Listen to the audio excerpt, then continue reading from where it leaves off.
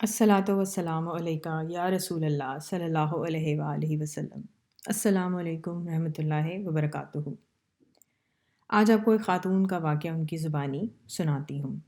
وہ خاتون کہتی ہیں کہ میں پہلی دفعہ عمرہ کرنے گئی تو مدینہ شریف میں صرف 2 دن کا موقع ملا۔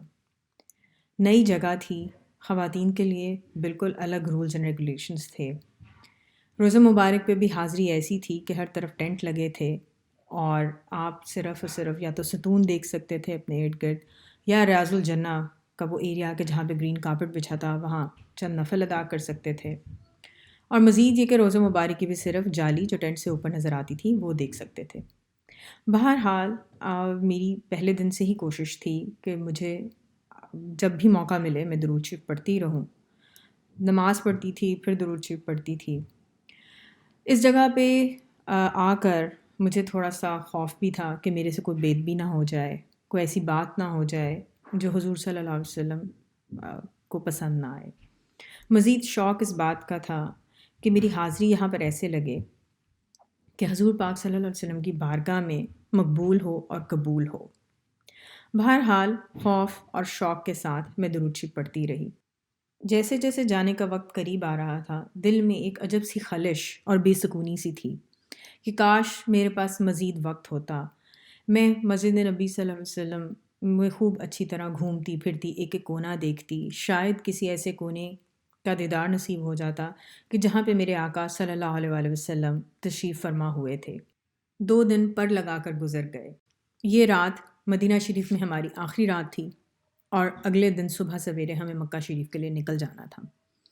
سوتے ہوئے دل میں ایک عجیب سی بے چینی، خلش اور کسک سی تھی جو حد سے زیادہ بڑھ چکی تھی۔ کون جانے کہ اگلی حاضری کب لگنی تھی، لگنی بھی تھی کہ نہیں لگنی تھی۔ ایسا لگتا تھا کہ یہ اداسی اب شاید ساری زندگی میرے ساتھ رہے گی۔ اسی اداسی میں آنکھ لگی تو خواب میں کیا دیکھتی ہوں کہ میں مسجد نبوی صلی اللہ علیہ وآلہ وسلم میں موجود ہوں۔ وہاں نہ بندہ ہے نہ بندے کی ذات ہے۔ میں ہوا کے جھونکے پہ سوار مسجد کے صحن میں اڑتی پھر رہی تھی۔ خوشی کی انتہا نہ تھی۔ میں کبھی اس ستون تو کبھی اس ستون، کبھی اس راہداری میں تو کبھی اس راہداری میں، غرض کہ جتنی دیر تک یہ خواب چلتا رہا میں بہت شوق سے دل سے نہ صرف درود شریف پڑھتی رہی بلکہ ساری مسجد نبی صلی اللہ علیہ وسلم میں گھومتی پھرتی رہی۔ تہجد کے لیے جب آنکھ کھلی تو ایک عجیب سی سرشاری کا عالم تھا۔ وہ تمام خوف، بے چینی، اداسی جس کے ساتھ میں سوئی تھی وہ سب دور ہو چکی تھی، دل کا بوجھل پن ختم ہو چکا تھا۔ کتنی دیر تک میں یہی سوچتی رہی کہ آیا یہ خواب تھا کہ حقیقت تھی۔ اپنی خوش نصیبی پر یقین نہیں آتا تھا کہ ایسی حاضری لگے گی۔ آج بھی جب اس کیفیت کے بارے میں سوچتی ہوں تو دل جھوم اٹھتا ہے، اپنی خوش نصیبی پر یقین نہیں آتا۔